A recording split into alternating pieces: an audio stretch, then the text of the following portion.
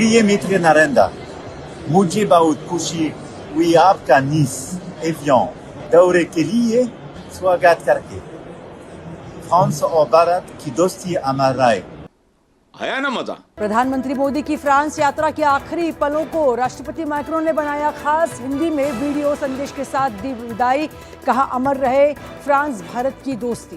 Everyone at some point in their life has to go to India. विवा tech summit में बड़ी बड़ी countries है, यूके है, यूएसए है, जर्मनी है, जापान है और इंडिया है। अब यहाँ पे सवाल ये है, पाकिस्तानी पब्लिक के पास जाएंगे और उनसे पूछेंगे कि आखिर इंडिया को ही क्यों हर जगह इनवाइट किया जाता है। भारत फ्रांस की दोस्ती अमर रहे and that is coming in from President Emmanuel Macron. Afghanistan की तरफ से पाकिस्तान के ऊपर एक फजाई हमला किया गया है। सीरियस इशू है पानी का। मई में इंडिया का government own national hydro electric power corporation है, इन्होंने एक टेंडर नोटिस भी निकाल दिया कि एक टनल प्रोजेक्ट के लिए जो चिनाब का पानी ब्यास बेसिन में डालेगा।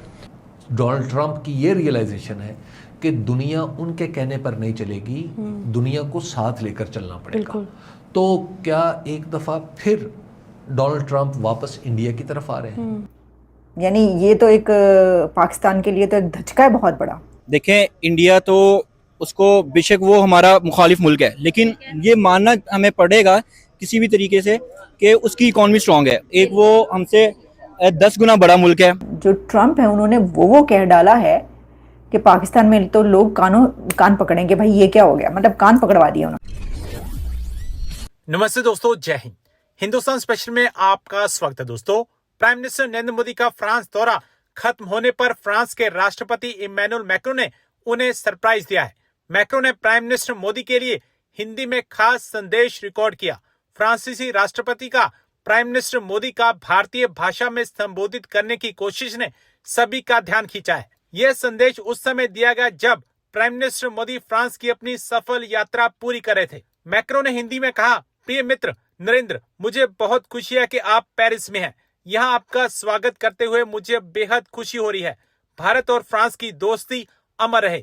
इसके बाद मैक्रोन मुस्कुराए और आगे की बात उन्होंने अंग्रेजी में की। उन्होंने कहा, उम्मीद है कि मेरी हिंदी सही थी, लेकिन मेरे प्रिय प्राइम मिनिस्टर नरेंद्र मोदी, मैं आपकी दोस्ती के लिए दिल से धन्यवाद देना चाहता हूँ। इमैनुअल मैक्रोन ने आगे कहा, फ्रांस आपसे प्यार करता है। मुझे बहुत खुशी है कि आप यहाँ हैं और दिल्ली लौटने से पहले इतने सारे दोस्तों के साथ समय बिता रहे हैं।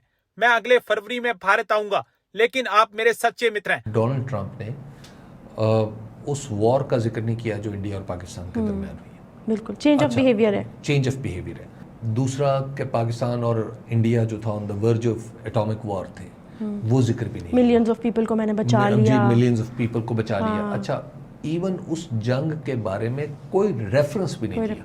पहले तो ये कहा था कि इंडिया की रिक्वेस्ट पे की है मैंने। ठीक है ना, पहले ये कह रहे थे। हाँ। अब आप देखिए कि इसके पीछे कितनी डिप्लोमेसी हुई होगी, इसके पीछे क्या कुछ हुआ होगा और इसके पीछे क्या कोई डील है, या इसके पीछे डोनाल्ड ट्रंप की ये रियलाइजेशन है कि दुनिया उनके कहने पर नहीं चलेगी, दुनिया को साथ लेकर चलना पड़ेगा। तो क्या एक दफा फिर डोनाल्ड ट्रंप वापस इंडिया की तरफ आ रहे हैं? यानी ये पॉलिसी वही होगी जो इनके पहले दौरे इक़्तिदार में थी। और उससे पहले आपको याद होगा कि इंडिया को एक सिग्निफिकेंट पिलर की हैसियत थी और वो अगेंस्ट चाइना। तो अब क्या डोनाल्ड ट्रंप वापस वहाँ पे आ रहे हैं?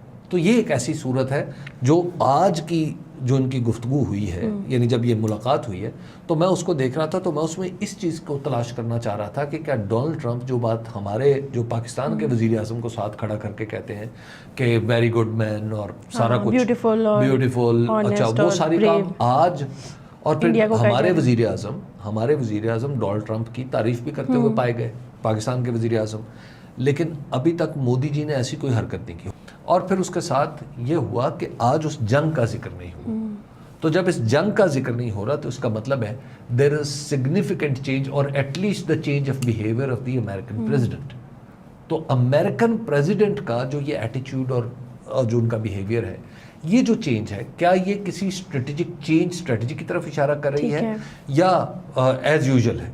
तो मैं इसको एज यूजुअली देख रहा हूँ। रीएवैल्यूएशन हो रही है, ऐसा लग रहा है। मुझे लगता है कि अब दोबारा एक रिकनेक्शन है। जो ट्रंप है उन्होंने वो कह डाला है कि पाकिस्तान में तो लोग कान पकड़ेंगे, भाई ये क्या हो गया, मतलब कान पकड़वा दिए उन्होंने। किसके? ऑब्वियसली जो इंडिया के ओपोनेंट्स हैं उनके, क्योंकि ट्रंप ने ये कहा कि भारत पर कोई भी हमला करता है तो हम भारत का साथ देंगे, हम भारत के साथ खड़े होंगे। अब इससे आपको क्या पता चलता है? अभी तो इंडिया ने अटैक किया पाकिस्तान के ऊपर, उस वक्त ऐसा फील हो रहा था जैसे जो अमेरिका है वो पाकिस्तान के साथ स्टैंड कर रहा है, पाकिस्तान के साथ खड़ा है, ऐसे ही लग रहा था ना। वैसे एक्चुअली में ऐसा इसलिए नहीं था कि वो एक उन्होंने सालिसी करवाने की कोशिश की कि जी बंद कर दें, क्योंकि पाकिस्तान की तरफ से भागे भागे जब गए कि जी जो प्रेसिडेंट ट्रंप है उनसे ये रिक्वेस्ट की कि ये जंग बंद करवाएं, तो उन्होंने फिर दोनों से ही ये कहा कि जंग बंद करें। लेकिन उसके बाद से लेकर अब तक कई बार ऐसी बातें हुई जिसमें जो ट्रंप हैं वो पाकिस्तान की बहुत तारीफ़ करते रहे और ऐसा लग रहा था कि इंडिया को दिखा दिखा के जो है वो तारीफ़ कर रहे हैं पाकिस्तान की। लेकिन अब ऐसा लगता है कि उन्होंने पाकिस्तान को दिखा के और सुना कर भारत के प्रधानमंत्री को ये कहा है कि तुम्हारे पर कोई भी हमला करेगा तो हम तुम्हारे साथ हैं, बेफिक्र रहो, खैर तुम बेफिक्र रहो, मैं तुम्हारे साथ हूँ। अच्छा, साथ में एक और बात की उन्होंने ये कहा है कि जी जब तक ये प्राइम मिनिस्टर है, यानी जब तक प्राइम मिनिस्टर नरेंद्र मोदी हैं, तब तक अगर इंडिया पर कोई अटैक करेगा तो I will defend, we will defend India, जब तक ये है। इसके बाद फिर वो होगा तो मैं उसके बारे में कुछ नहीं कह सकता। वो इसलिए नहीं उसके बारे में कह सकते क्योंकि ऑब्वियसली उसके बाद ट्रंप भी नहीं होंगे और उनकी जगह पर जो होगा तो वो फैसला करेगा ना। लेकिन अभी तो वो उनकी टर्म है और अभी दूसरी तरफ भी मोदी की टर्म है, तो वो ये बोल सकते हैं कि भाई जब तक ये है, क्योंकि तब तक ही ट्रंप भी हैं। तो ये सिलसिला रहा। अच्छा, बात ये है कि देखिए कहने को तो वो कुछ भी कह सकते थे, लेकिन ये इतनी बड़ी बात है, एक इतनी खुलेआम सरेआम उन्होंने कहा। अच्छा, अब मैं आपको एक बात बताऊं, ये कहा जा रहा है कि जी ये तो उन्होंने जो है वो चाइना के लिए कहा है। ओके, आप ये कह सकते हैं कि उन्होंने चाइना के लिए कहा है, सही है, लेकिन उन्होंने नाम लेके तो नहीं कहा ना।